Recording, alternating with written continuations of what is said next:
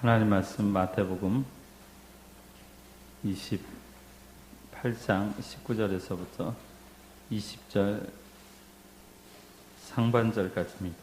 상반절은 볼지어다까지입니다. 볼지어다 앞까지입니다.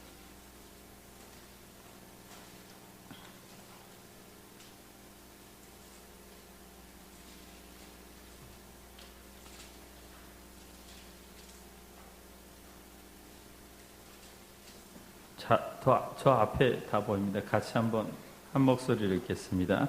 그러므로 너희는 가서 모든 민족을 제자로 삼아 아버지와 아들과 성령의 이름으로 세례를 베풀고 내가 너희에게 분부한 모든 것을 가르쳐 지키게 하라. 아멘.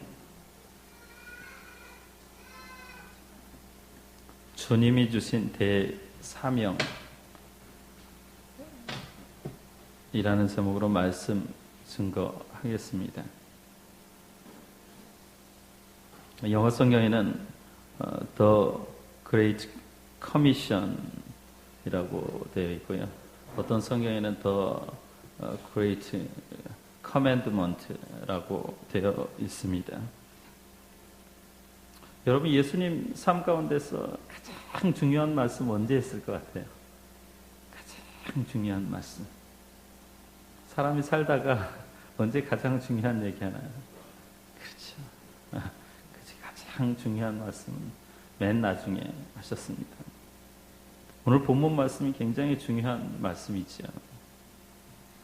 저는 앞으로 이제 성도교회 위임 목사가 되었는데 이제 여러분하고 저하고 결혼한 거예요. 결혼하면 몇 가지 원칙을 가지고 있어야만 합니다. 그렇기 때문에 이제 여러분하고 저하고는 두 가지 이상, 이혼하지 않는 이상은 같이 있어야 되고, 하나님께서 여러분을 불러가시든 저를 불러가시든 전에는 같이 이렇게 살아야만 합니다. 그러니까 몇 가지 원칙을 이야기하려고 하는 오늘 첫 번째 이제 가장 중요한 성경의 축을 얘기하려고 합니다. 다음 주에 두 번째, 그 다음 주에 세 번째 축을 얘기하려고 하는데, 먼저 첫 번째 축이 주님이 주신 대사명이라는 걸 기억하시기 바랍니다. 그래서 성경에서 제가 신앙생활 하는 동안, 또 신학을 하는 동안, 또 박사과정까지 하는 동안 늘 고민했던 그런 포기할 수 없는 단어가 있습니다. 영혼 구원이죠. 영혼 구원. 따라합시다. 영혼 구원. 영혼 구원이라는 단어는 제가 목사로 부름 받았건 부르지 않았건 이건 포기할 수 없는 겁니다. 하나님께서 여러분들을 왜 이 땅에 남겨두었느냐? 영혼 구원하기 위해서. 이것은 자나깨나 여러분들이 생각해야 돼요. 이제 여러분들 위임식 했으니까 목사님이 다 전도도 하고 뭐 다 하겠지. 지금까지는 어떻게 했는지 모르지만 이제 여러분들이 교회, 여러분들 뭐 결혼해가지고 남편만 열심히 일합니까? 아내도 열심히 일하죠. 영혼 구원에 힘쓰는 교회 돼야 되고요. 그 다음에 또 포기할 수 없는 단어가 제자라는 단어입니다. 제자라는 단어. 제 머릿속에 늘 이 영혼 구원과 제자라는 단어가 머물러 있습니다. 그래서 제가 이번 주에도 주보에다가 이제 여기 영혼 구원하여 제자 삼는 교회 요 앞에다 붙여놨고요. 그 다음에 봉투에도 저희 교회는 항상 이제 영혼 구원하여 제자 삼는 교회. 앞으로 인터넷을 우리 승철 집사님 곧 만들 텐데 거기에다도 영혼 구원하여 제자 삼는 교회. 우리 교회는 영혼 구원하는데 그리고 제자 삼는데 모든 에너지를 다 쏟을 거예요. 그러니까 영혼 구원이 필요하기 때문에 제자 삼는 게 필요하기 때문에 방송 장비도 필요한 것이고, 또 요새는 사람들이 이렇게 교회도 시설이 잘 안 갖춰졌으면 안 와요. 그렇기 때문에 화장실도 해야 되는 거예요. 영혼 구원에 필요한 것은 얼마든지 재정도 드리고 또 모든 희생을 감내할 그런 각오가 되어 있습니다. 그런데 여러분, 이 제자라는 것이 그냥 만들어지는 단어가 아닌 거예요. 제자는 결코 그냥 태어나는 게 아니라 훈련으로 되는 거예요. 제가 지난번에 이제 그 가정교회 지도자 세미나 갔는데 한 가정을 봤는데 그 가정에 자녀가 6살인가 된가 6살인가 되는데 금요일 날 8시부터 저녁 10시 넘게까지 이렇게 나누는데 나는 그 애가 있는지 없는지도 몰랐어요. 훈련이 잘 돼 있더라고요. 우리 애들도 지금 저 안에 있는데 저 안에 있으면 안 돼. 다 나와서 같이 예배했더니 이렇게 그만큼 놀래버렸어요. 정말 어떻게 그럴 수 있을까? 있는지 없는지도 모르는 그런 모습이 참. 그래서 제자라는 것은 반드시 만들어지고 훈련으로 된다라는 거. 그렇기 때문에 저와 여러분은 이제 한 배를 탔기 때문에 한 배 안에서는 뭐 선장이나 누구나 다 마음이 같아야 됩니다. 훈련을 잘 따라올 필요가 있습니다. 저는 전에 있는 교회 보면서 교회가 지도자가 목회자가 너무 사람들을 훈련을 시키지 않는다라는 생각을 했습니다. 그래서 훈련 안 됐는데 어느 일정 기간 되면 직분 주고요.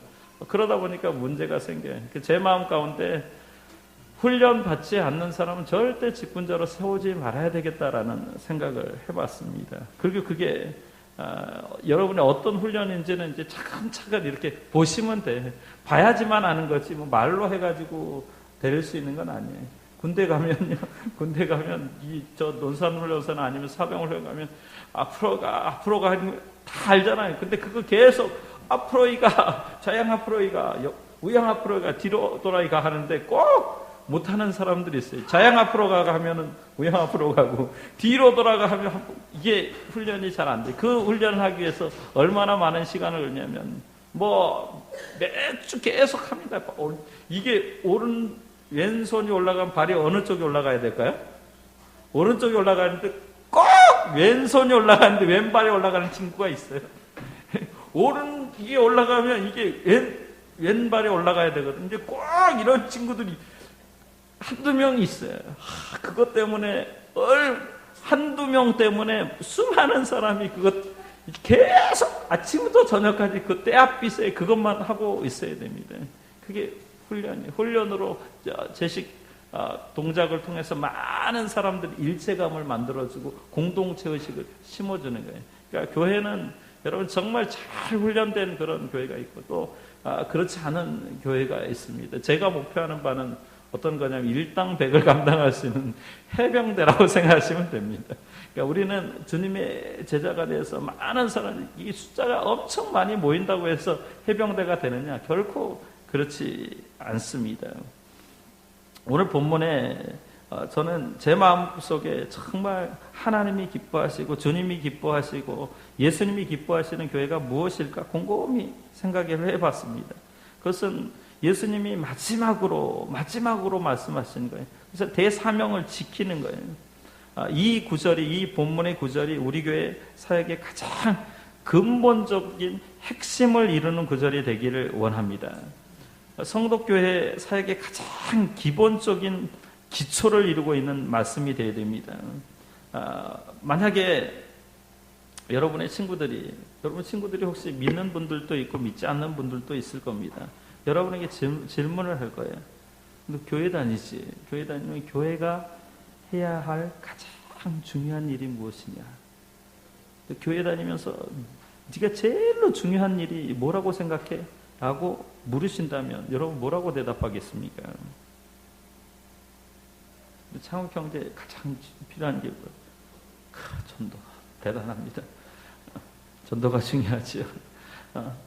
중요합니다. 또 어떤 분은 예배가 가장 중요해요. 제가 전에 섬기던 교회는 예배가 제일 중요하다고 했어요. 그래서 예배의 모든 포커스가 맞춰져 있어요. 어떤 교회는 여기 가까운 교회, M교회, 새벽 기도가 제일 중요해요. 새벽 기도 안 나가면 큰일 날 거예요. 그러니까 예배가 가장 중요한 사람이 예배 빠지면 신앙생활 하는 것도 아니에요. 근데 전도가 가장 중요하다는 사람은 전도하지 않으면 그건 하나님 사랑 모르는 사람이에요. 새벽 기도가 제일로 중요하다는 사람은 새벽 기도 안 나오면 사람 신앙에 이런 좋은 평가를 내릴 수가 없을 겁니다. 사실 여러분 교회에서 갈등이 일어나는 가장 큰 원인은 뭐냐면 교회가 해야 할 가장 중요한 일이 무엇이냐에 있습니다. 그러니까 우선순위에 있는 거죠.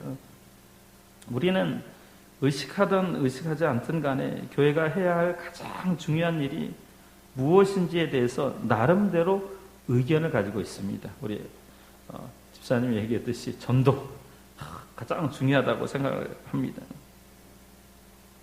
표면적으로는 여러 가지 다른 이유들이 여러분 교회 안에서 갈등을 일으키는 것 같지만 근본적인 원인을 살펴보면 이 의견 차이 때문에 문제가 야기되는 것을 발견합니다. 예를 들어볼게요. 예를 들어보면 목사와 한 영향력 있는 그런 평신도 지도자가 있다고 생각을 해봅시다. 목사는 교회가 해야 될 가장 중요한 일이 무엇이라는 분명한 확신이 있을까요? 없을까요? 여러분 제가 어떤 일을 가장 우선순위를 둬야 된다는 걸 알고 있을까요? 모르고 있을까요? 마찬가지로 여러분들도 다 알고 있어요. 평신도 지도자를. 그러한 경우에 서로 확신이 서로 틀리다라는 거예요. 제가 가지고 있는 생각과 여러분이 가지고 있는 생각이 다를 수 있습니다. 그런 경우에 만약에 평신도 지도자는 교회가 해야 할 가장 중요한 일을 서로 생각이 다르게 있으면 목사가 지금 중요한 일을 하지 않고 있다고 생각할 수 있습니다. 또 목사는 목사 나름대로 그 평신도 지도자가 별로 중요하지 않는 일을 문제 삼는다라고 못마땅할 수 있습니다. 그러면서 어떤 생각을 하냐면 교회 위임받더니 지 마음대로 하는구만 라고 생각할 수도 있어요. 서로 다른 의견은 분명히 존재하는 거예요. 그죠? 가정 안에서 남편과 아내 서로 달라요. 저는 너무나 다르더라고요. 제가 중요하게 여기는 부분을 이 집사람은 전혀 신경도 안 쓰는 경우가 너무나 많습니다. 그래서 저는 죽고 사는 문제 아니면 별로 서로 의견이 다를 수 있다라고 생각을 합니다. 그런데 중요한 것은 뭐냐면 여러분 두 사람은 서로 불편해하면서도 불편해하는지도 모르면서 서로 불편해하고 있는 거예요. 왜냐하면 자기 주장, 자기 생각을 관철시키다 보면 충돌이 생기는 거예요. 이것은 교회가 해야 할 가장 중요한 일이 무엇인지에 대한 견해가 서로 다르기 때문에 생기는 결과입니다. 그렇다면 여러분 교회가 진정으로 정말 주님이 우리에게 원하시는 가장 중요한 일이 무엇일까요? 우리는 해답을 주님으로부터 얻어야만 하지요. 저는 주님께서 마태복음 28장 19절 20절 상반절에 교회가 해야 될 가장 중요한 일이 무엇인지에 대한 답을 주셨다고 생각을 합니다. 이 구절은 우리가 잘 알고 있는 대사명이라는 제목이 붙은 주님의 명령입니다. 여러분 16절 말씀을 보면 이 명령을 받은 사람들은 사도들이라는 사실을 알 수 있습니다. 사도는 아포스톨로스라는 헬라어인데 보냄을 받은 자라는 그런 의미가 담겨져 있습니다. 왜냐하면 사도들이 이제 예수님을 만나고 성령이 임하니까 더 이상 한 곳에 머물러 있을 수가 없었습니다. 복음이 전해지지 않는 곳에 가서 복음을 전하는 사람들이 사도들이었는데 이제 그들이 복음을 전하면 뭐가 세워집니까? 교회가 세워지고 그리고 그 중에 지도자를 임명하지요. 그 다음에는 이제 전혀 다시 복음이 전해지지 않는 다른 곳으로 떠난 사람들이 사도들입니다. 지금으로 말하면 아마 이 사도들의 역할을 감당하고 있는 사람들이 교회 개척자들일 겁니다. 주님의 명령은 이러한 사명을 가진 사람들에게 주어진 거예요. 지금도 많은 사람들이 교회 개척 안 하려고 해요. 왜요? 힘드니까, 어려우니까, 불가능하다고 생각하니까 그렇습니다. 그러므로 이 사도들이 어디를 가든지 교회를 개척하면서 주님의 이 명령을 시행하였습니다. 그게 사도행전의 역사예요. 그러니까 증인된 역사예요. 예수님 만나고 난 다음에 그들은 삶의 모든 것들을 다 내려놓고 예수의 복음을 전하고 교회를 개척하고요. 그리고 교회 개척한 다음에 또다시 다른 지도자에게 그 하고 다른 지역으로 가서 복음을 전했습니다. 그런데 오늘 본문에는 중요한 동사 4개가 나오는데 여러분 보십시오. 오늘 본문에 보면은 먼저 여기 한글에는 가서라는 마을이 나오는데 이게 동사입니다. 또 하나는 이제 제자를 삼다, 제자를 삼아라는 단어가 나오고요. 그 다음에 이제 아버지와 아들과 성령의 이름으로 세례를 베풀고 세례를 주고라는 단어가 나오고요. 그 다음에 모든 너희에게 분부한 모든 것을 가르쳐 지키게 하라. 이 지키게 하라가 동사인 것 같은데 원래는 지키도록 가르쳐라. 지키도록 가르쳐라라는 의미가 있습니다. 그러니까 제가 헬라어 원전에 보니까 이 동사 4개 중에서 명령형은 하나입니다. 그리고 나머지는 다 분사형으로 되어 있습니다. 이 어느 것이 명령형일 것 같아요? 여러분이 10년, 20년, 30년 동안 신앙생활 했는데 가르쳐라. 맞습니다. 원래는 사실은 이 제자를 삼다라는 그것이 명령형입니다. 가르쳐서 제자를 삼아야 됩니다. 그러니까 제자를 삼는다라는 말을 직역하면 제자를 만들라, make discipline이라는 단어입니다. 이 동사를 뺀 나머지 동사는 다 분사형으로 쓰인 거죠. 근데 문법적으로는 사실 분사의 형태를 써서 명령을 할 수도 있습니다. 분사로 명령할 수 있죠. 그러나 이 구절에서 주님께서 의도적으로 제자를 삼아, 제자를 만들다라는 그 단어만 명령형으로 쓰셨다고 저는 생각을 합니다. 예수님께서 사도들이 이제 교회를 통하여서 가장 원하였던 것은 제자 만들기를 원하신 거예요. 예수님 마음 가운데 정말 사도들이 복음을 전하는데 그 복음을 전하여서 예수님 닮은 사람들을 만들기를 원하는 거예요. 그 예수님 닮은 사람들이 제자인 거죠. 그래서 제자를 삼다, 제자를 만들다 다음에 3가지 이제 분사형이 나오는데, 그럼 제자를 만들라라고 예수님이 말씀하셨는데 제자를 만드는 방법이 뭐냐? 이게 분사형인 거죠. 제자를 만드는 방법은 이것은 이제 가서 그 다음에 세례를 주어서 그리고 가르치라입니다. 그러면 교회가 존재하는 가장 근본적인 목적이 뭐냐? 제자를 만드는 것이 교회입니다. 따라합시다. 교회는 제자를 만드는 곳이다. 그러니까 제자 공장이 제자 공장. 만약에 제자가 만들어지고 있지 않으면 교회가 교회로서의 사명을 온전히 감당하고 있지 못하는 겁니다. 심하게 말하면 교회가 제자를 만들어내고 있지 않으면 교회 간판을 내려야 되는 거예요. 예를 들어 옷을 빨지 않는 세탁소, 여러분 그 세탁소가 필요한가요? 세탁소 간판을 내려야 되죠. 사진을 찍지 않는 사진관이 필요한가요? 사진관 간판을 내려야 되는 것과 같은 이치입니다. 제자를 만들지 않는 교회는 교회 간판을 내려야 합니다. 그렇다면 여러분 제자의 특징이 뭡니까? 제자는 이게 마데테스라는 말인데 이게 배우는 사람입니다.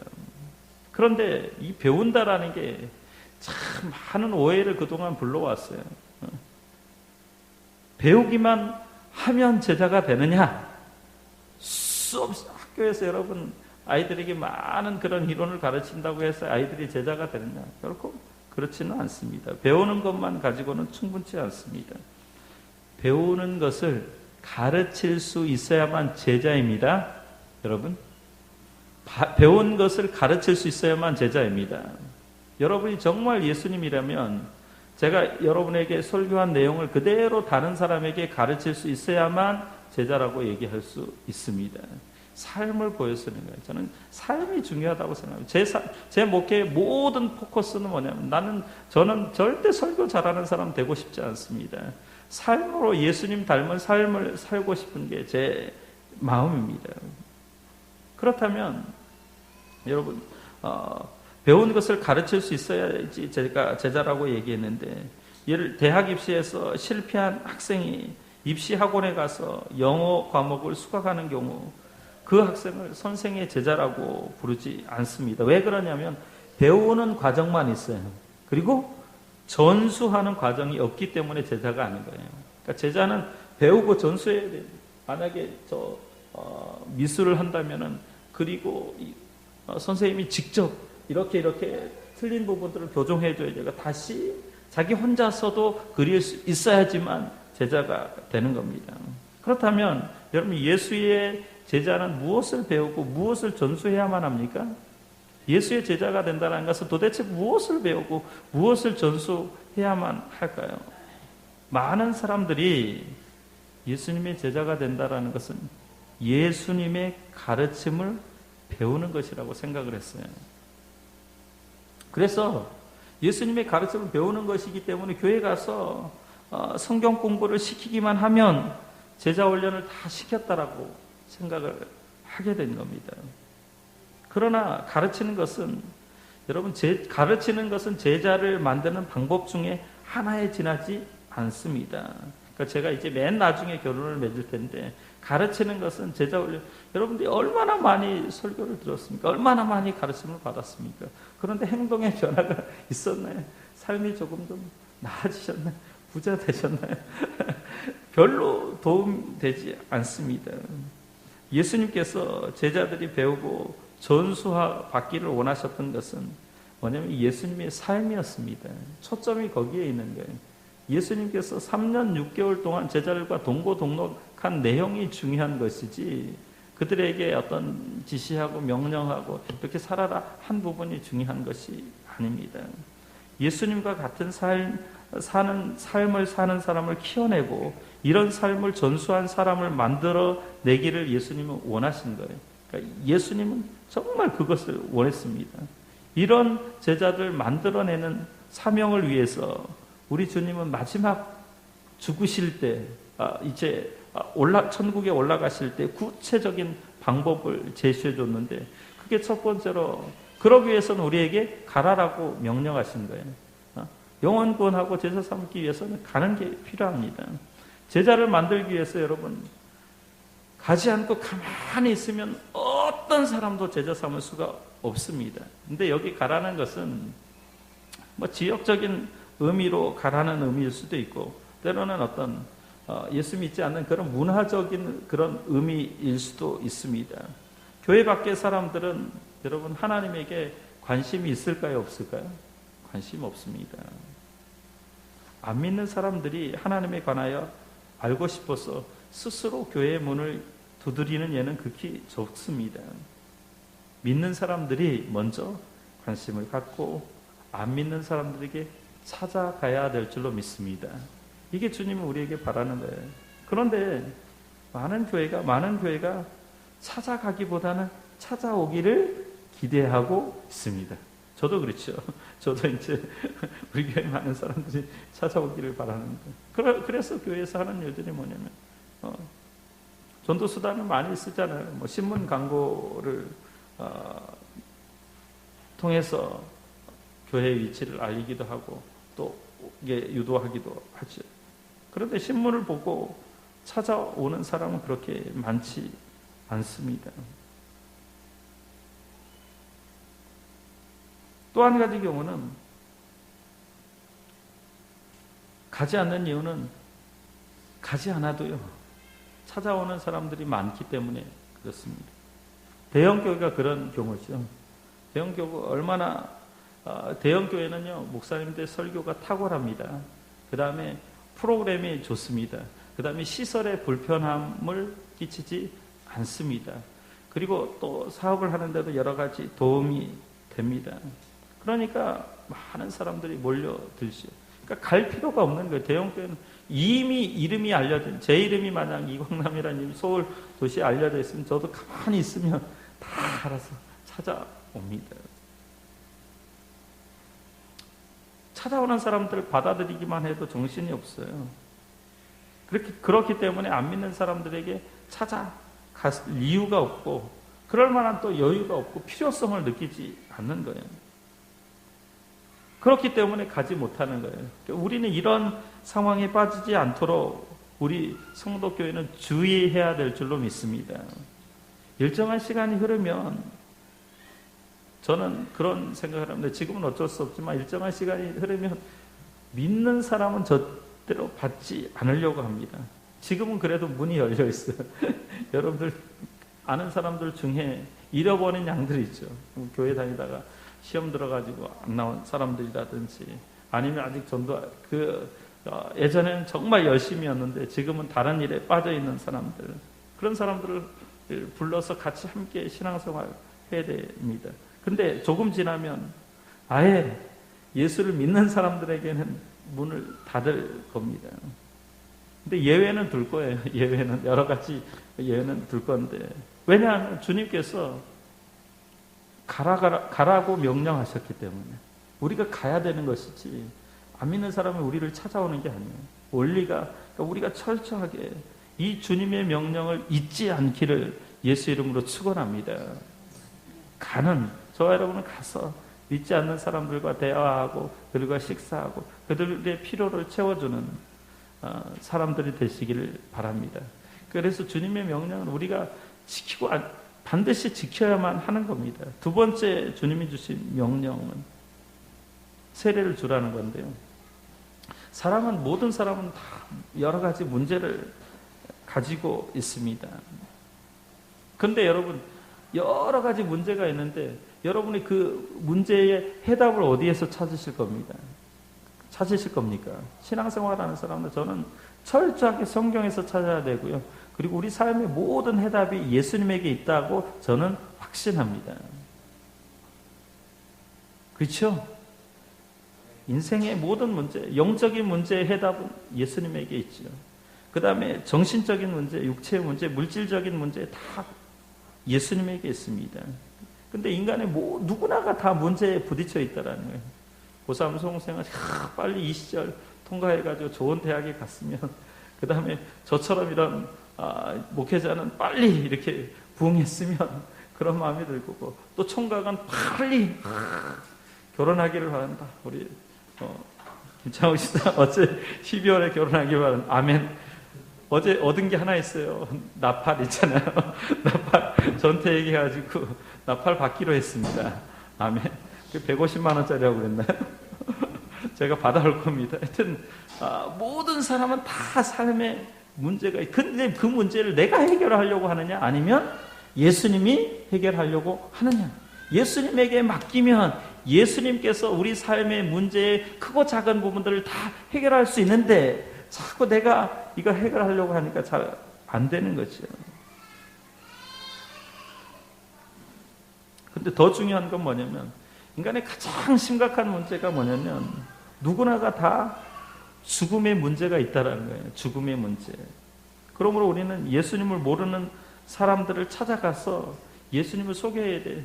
여러분 중에 만약에 지금 심각한 암 중에서 대장암 사기에 걸린 사람이 있다고 하면, 그 사람을 살릴 수 있는 방법이 수술하는 것 외에는 없다고 하는데 그냥 전혀 아무 소리도 안 해요.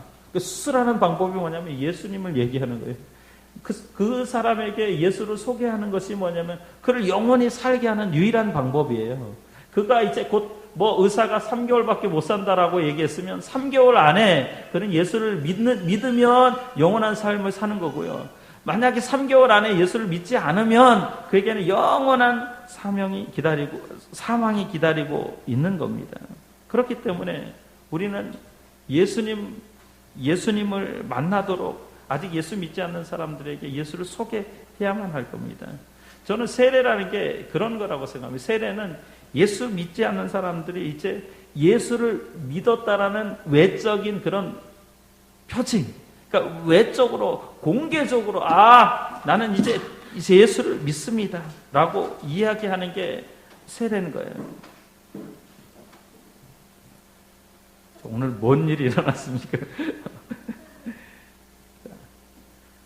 많은 사람들이 여러분 예수님을 담대하게 전하지 못하는데 가장 큰 이유는 어디에 있을까? 여러분들이 한번 생각을 해요. 내가 왜 예수의 이름을, 예수님을 잘 소개하지 못하고 예수님을 잘 전하지 못할까? 어디에 있을까? 다 까먹었어 이제. 어디 있을까요? 능력을 체험하지 못했기 때문에 그래요. 능력.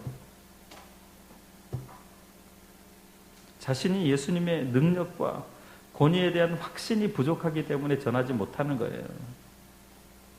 우리가 이웃에게 예수님을 전하려면 예수님의 능력에 대한 그런 가장 확실한 체험을 가지고 있어야만 합니다. 여러분, 확실한 체험이라고 해서 뭐 신비적인 죽었다가 살아나는 그런 체험 말고요. 그런 체험이 있으면 좋습니다. 목회자도 보면 뭐 폐병에 걸렸다가 살아난 사람들 능력이 있다라고 얘기하더라고요. 그런데 저는 다음과 같은 이 분명한 확신이 있어야 됩니다. 예수님은 하나님의 아들이시다는 확신이 있어야 됩니다. 여러분 믿습니까?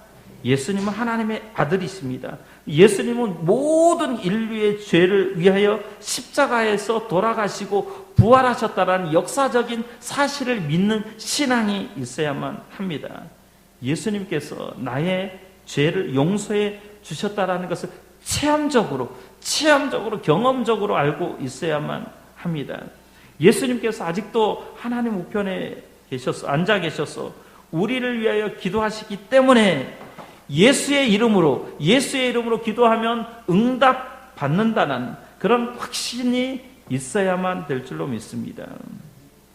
우리의 머리털까지도 세시는 하나님은 평범해 보이는, 어떻게 보면 평범해 보이는 우리의 일상생활에도 깊은 관심을 가지고 계시며 우리를 돕기를 원한다라는 이 사실을 믿어야만 합니다.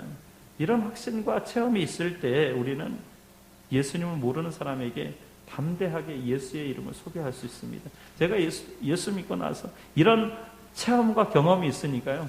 전철 안에서도 막 주위에 있는 사람 뜨거워가지고 견딜 수 없는 심령이 되더라고요. 여러분들이 그런 하나님의 능력을 체험하시길 바랍니다. 그럴 때 인생의 문제가 해결되는 거예요. 우리 인생의 문제는 예수님으로 해결할 수 있다고 얘기하잖아요. 그러면 그 사람들을 소개하면 그들을 또 교회 나오고 세례 받는 거예요. 가면 그 사람들에게 그런 확신을 전해주면 저들도 다 공적으로 세례를 받는 거예요. 그리고 난 다음에 제자를 만들기 위해서 반드시 뭐 해야 되냐면 가르쳐야만 됩니다. 그러나 분명한 목적을 가지고 가르쳐야만 합니다. 가르치기는 가르치는데 어떻게 가르쳐야 되냐면 지키도록 가르쳐야만 됩니다. 지키도록 가르치는 대신에 여러분 많은 교회가 함정에 빠지는 이유가 뭐냐면 성경 지식을 증가하는 목적으로 가르치기가 쉽습니다. 머리만 커지게 만드는 거죠. 제가 시골에서 살았는데 제가 살던 동네 저보다 좀 후배이거든요. 근데 머리가 큰 아이가 있었어요. 이 머리 큰 아이는 과분수라는 별명을 가지고 있었는데, 근데 그 친구는 머리는 좋은데 몸이 잘 따라주지 않은 거예요. 머리는 엄청 좋습니다. 머리 큰 사람들 다 머리 좋습니다. 머리 큰 사람들 하여튼 머리 좋습니다. 근데 문제는 하체가 약하다는 이 머리만 잘 돌아가지 몸이 잘 움직이지 않는다라는 것을 여러분 알아야 됩니다. 한 번은 동네에서 이게 축구를 하는데 열심히 공을 몰고 가다가 그 친구가 볼을 차가지고 이제 노마크에서 골키퍼하고 1대1 찬스잖아요. 골을 찼는데 공이 어디로 가는가 신발만 저 골대로 들어가고 공은 삑살이 나가지고 저 오른쪽으로 떼굴떼굴 굴러가는 거예요. 이 친구 뭐가 문제예요?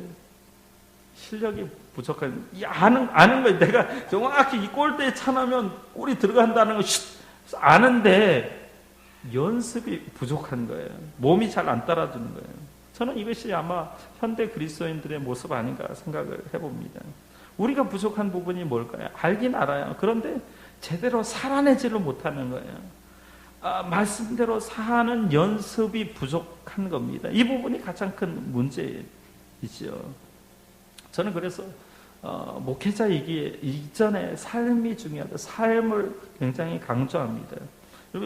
루터가 그런 얘기를 했는데 사람의 생애에 있어서 가장 중요한 게 사람의 됨됨이를 평가하는 것 중에 돈이라고 얘기를 하더라고요. 어제 위임식 때 많은 분들이 왔습니다. 근데 위임식에는 여러분 순서지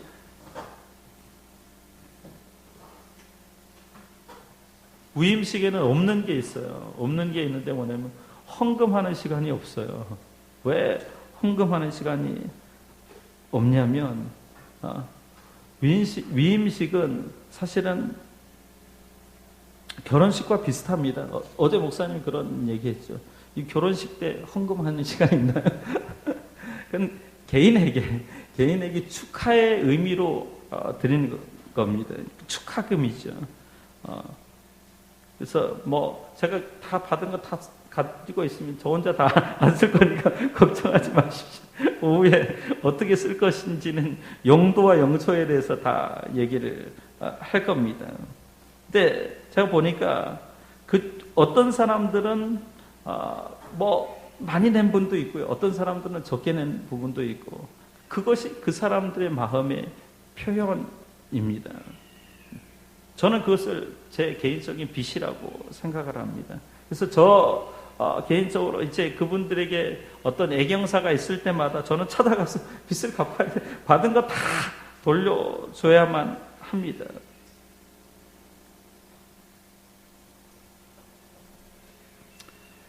제가 무슨 얘기를 하려고 하냐면 제자를 만들어내기 위해서는 성경을 아는 것으로 중요한 것이 아니라 자기 삶의 중요한 부분들, 정말 여러분 돈이 중요하다고 하잖아요. 그것을 하나님 앞에 드리고 또 사람들 앞에 섬기는 그런 모습, 그것을 하나님께서 기뻐하시는 거라는 거죠. 그래서 이것도 사실은 필요한 거예요. 그러니까 물질에 대한 그런 것들, 그러니까 우리에게 주님이 가장 중요하게 여기는 것은 뭐냐면 제자가 될 때 듣는 데 중요한 것이 아니라 보고 배우게 하시는 겁니다. 저는 이제 오늘 말씀 전했는데 여러분과 제가 함께 살아가는 동안 제가 이렇게 살 테니까 여러분들이 따라오시면 됩니다. 그러면 스스로 나는 정말 주님의 제자된 삶을 살고 있겠구나라는 그런 생각을 할 수 있을 줄로 믿습니다. 제가 다음 주에는 이제 주님의 제자되는 듣는 것이 아니라 보는 것을 그대로 행하는 것이다라는 제목으로 말씀을 증거하겠습니다. 기도하겠습니다.